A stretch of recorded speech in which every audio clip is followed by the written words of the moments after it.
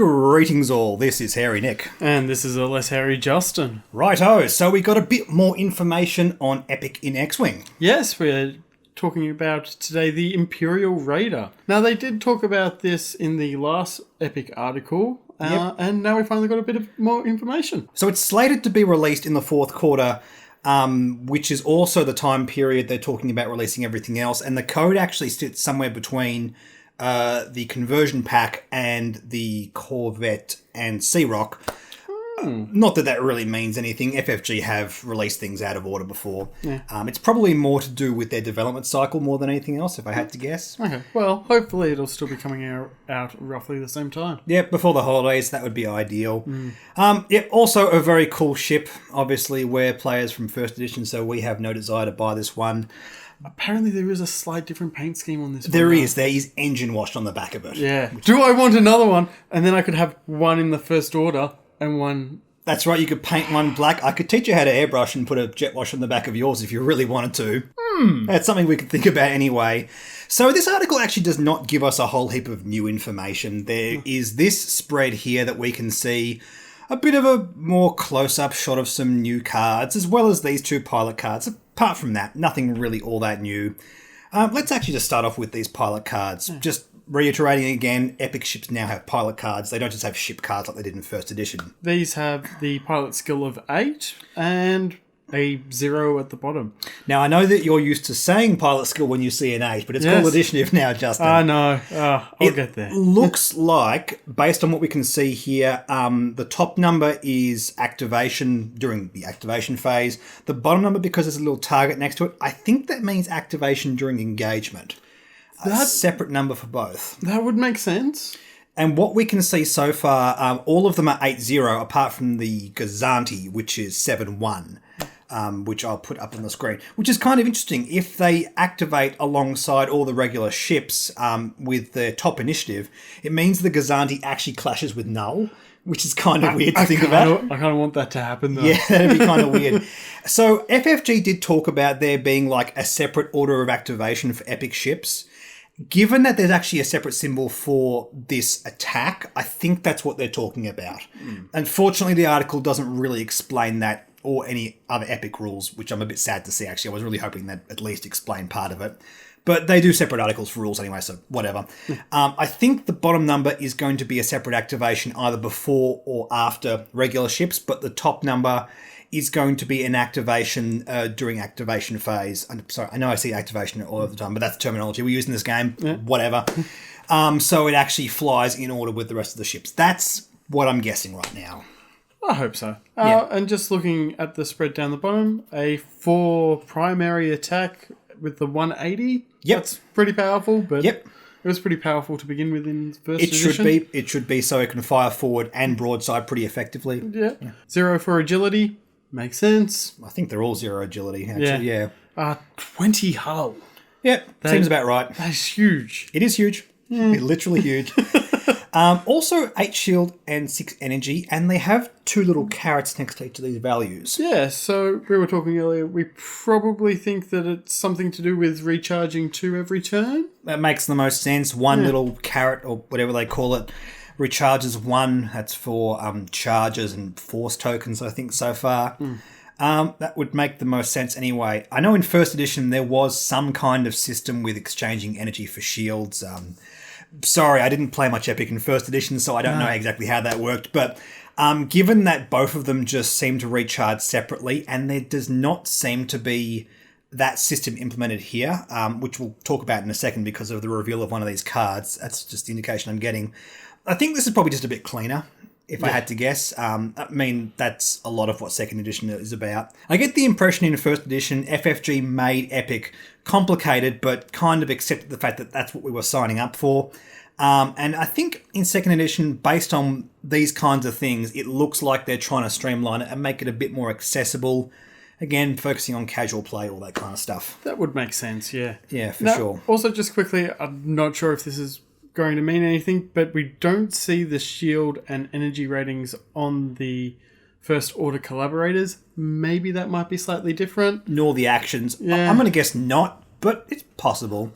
I mean, it does talk about in the article how the Raider basically was old technology by the time the First Order used it. They didn't produce their own raiders, which makes me think it's just going to be the same. I guess you could argue, it's worn down so it has less stats, but no, I don't think they're going to do that. I think for the sake of balance, it's just worth keeping it all the same cost. They like doing different things on different ships now. It's good for faction identity for Yeah. sure. I don't think weakening the platform makes sense going from Empire to First Order in terms of faction identity anyway. Yeah. I might be wrong, but yeah, that's how I feel about that. Yeah. Actions are 2 times: focus, reinforce, target lock, coordinate, jam. I'm guessing 2 times means you can just take 2 actions a turn. That would make the most sense. Yeah. No arguments there. Also, the baked-in ability, concentrated batteries, while you perform a primary, torpedo, or missile attack. If the defender is in your bullseye firing arc, roll 1 additional die. That is for fighting other epic ships. Yeah, you're very unlikely to be looking down the barrel of a small ship. Yeah. I mean, it's great upside when you pull it off, but no, it's about headhunting other ships, and it leans into aggression, which just is imagine great. having the 5 dice proton torpedo attack and feels good. Also, we know that Ordnance tubes is in the game, so you're going to get repeatable protons. This is what epic ships do. Epic ships do broken stuff. We know this. Yeah. But for those of you new to 2nd edition, get ready. Prepare for broken. Prepare for broken, pretty much. I love that this really leans into making you fly the Raider aggressively. I love the fact that it has a 180 arc. It means you can broadside effectively. Not as effectively as the Corvette, but that's okay. Yeah, it'll be broadsiding in a different way. That's right, yeah. Maybe the Corvette can last a bit longer, but the Raider's trying to just win damage races and shoot you as hard as possible. Seems good. Sounds like a very fun platform. Also, before we go back to the other spread, we did have one title revealed. This was the named Raider that appeared in Battlefront 2, so naturally it adds microtransactions. No, sorry, I meant a calculate action. Yes. You can dock up to 2 small ships, and after you calculate, get another calculate token, and this is Empire only.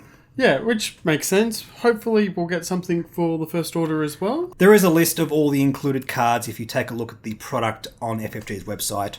There'll be a title for the First Order, and hopefully also some crew/team for First Order as well. Because if we take a look at the spread, we actually do have an Imperial-specific card in Admiral Ozzel. I'm assuming it's Imperial-specific. He didn't make it to Episode 7. Yeah, Admiral Ozzel is a completely different design than the way he used to function. He used to trade off energy for shields during the energy phase back in First Edition, and I don't think that's going to work the same way anymore. Well, no, you can just read the card there and he does something completely different. But what I mean is I don't think there's going to be an energy phase and whatever. I think they're streamlining that out of the game. Instead, you can trade off damage to change your maneuver. Now, this is interesting because it sort of reads like you're doing another maneuver, while a friendly, large, or huge ship at range 0 to 3, which includes the platform he's on, executes a maneuver, it may suffer 1 damage. To execute a maneuver of the same bearing and difficulty at a speed 1 higher or lower instead. So it sort of sounds like you're doing a maneuver, then doing another one. It's actually a replacement effect.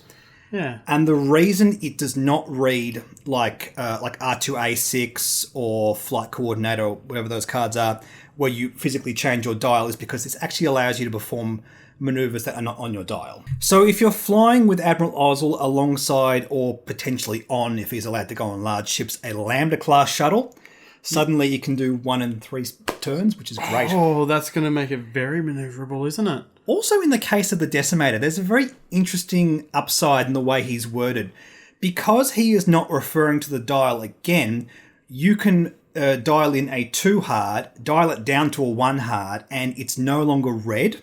Ooh, so cheeky. you can get around the difficulty and that kind of stuff, because it keeps the difficulty the same. Yeah, now, it does mean that you're going to be taking a damage to do this, but...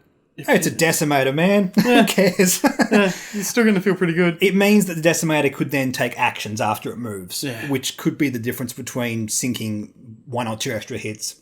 That sounds totally worth it in lots of situations, especially like Re-Admiral Shenru. Yeah. And we're getting a new Decimator soon anyway, so who knows? Yeah. Seems really worth it. There's no indication on Admiral Ozzel's card if he's for huge ships only. In First Edition, he was... Well, it does say here a friendly, large, or huge ship. at range 0 to 3. So it also has this symbol in the top left-hand corner, which is something to do with epic play. It might be epic points. That's what I was sort of theorising in the last article. Which means he could just go on large base ships, potentially, but it just means you can only play him in epic. But we'll see. The power level of that ability does feel pushed to the point where I think he might have to go on huge base ships to balance him out, but yeah, okay. Yeah, it just means that you can also use your large ships next to it. And exactly, which is still really good. It's still really, really good. We get a copy of Agile Gunner. Great to see. Yep, it's about time. I really wanted this ever since I saw it. You will get it in the card pack before this, but extra copies is always good. Yeah. Isn't the card pack coming out 2020? Oh, yeah, good point. It's we'll see. We'll see how this all releases. Either this or the card pack will come out first, and that will be the first way the Empire gets Agile Gunner.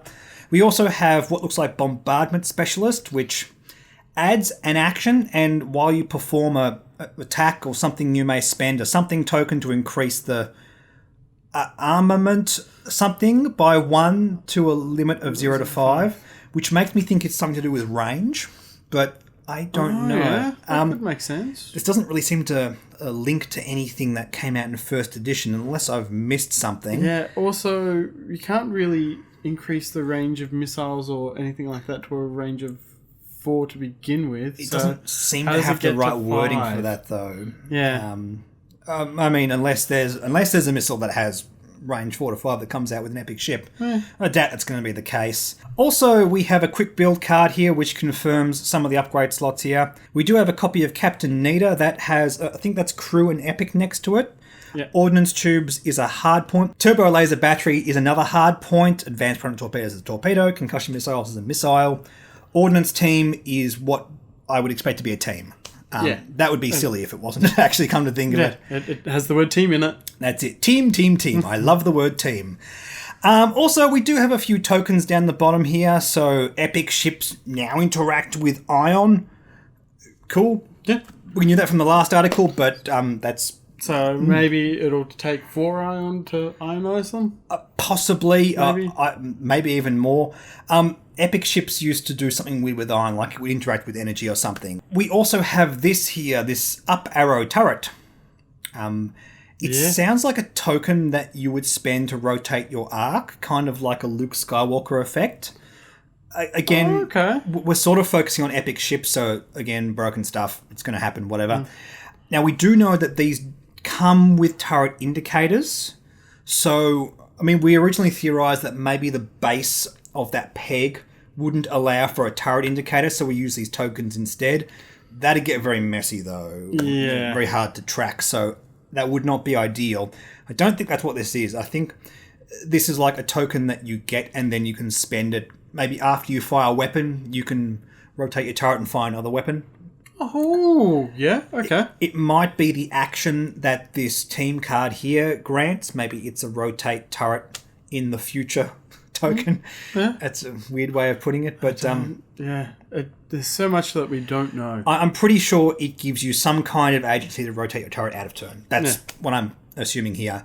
Unfortunately, we didn't get any information on the dial this time round, but whatever. Yeah. We got a little bit of information, and that's all right. Hopefully the next article we have on Epic is going to give us some indication on the rules or something. That'd be fun. That would be nice. For the time being, there's not really much to talk about. Looks really cool. I'm glad this is going to be the next Epic ship coming out because it's awesome. Yeah. I like it. I like it a lot. Anyway, as more information comes out on Epic, we will cover it here on the channel, so don't forget to like and subscribe. Like us on Facebook, follow us on Twitter and Reddit. Please consider supporting the Patreon as well, the best thing you can do right now to support the channel. Thank you so much to all of the existing patrons, and we'll catch you all in the next video. Bye.